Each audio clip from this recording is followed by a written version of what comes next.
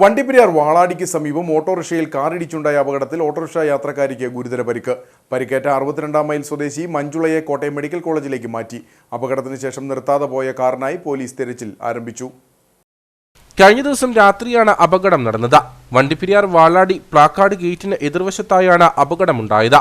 വണ്ടിപ്പെരിയാറിൽ നിന്നും 62 മൈലിലേക്ക് വരികയായിരുന്ന ഓട്ടോറിക്ഷയിൽ വാളാടി ഭാഗത്തേക്ക് പോകുകയായിരുന്ന ഓൾട്ടോ കാർ ഇടിക്കുകയായിരുന്നു.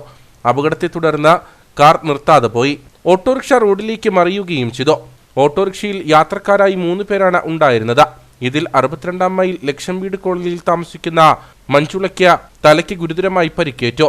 ഓടിക്കൂടിയ നാട്ടുകാർ മഞ്ജുളയെ വണ്ടിപ്പെരിയാറിലെ ആശുപത്രിയിൽ എത്തിച്ച് പ്രാഥമിക ശുശ്രൂഷ നൽകിയ ശേഷം കോട്ടയം മെഡിക്കൽ കോളേജ് ആശുപത്രിയിലേക്ക് മാറ്റി. മരണവീട്ടിൽ പോയി മടങ്ങി വരുന്ന വഴിയാണ് അപകടമുണ്ടായതെന്ന് മഞ്ജുളയുടെ ഭർത്താവ് പറഞ്ഞു.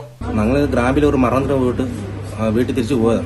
വാളടി കഴിഞ്ഞിട്ട് ആ ടേണിങ്ങിൽ വെച്ചിട്ട് പ്ലാക്കാട് ടേണിംഗ് ഇല്ലേ, അവിടെ വെച്ചിട്ട് ഈ ഒരു കാറും വേഗത്തിൽ വന്ന് ഓട്ടോ തട്ടി മറിച്ചിട്ടിട്ട് വിട്ടു പോവുകയും ചെയ്തു.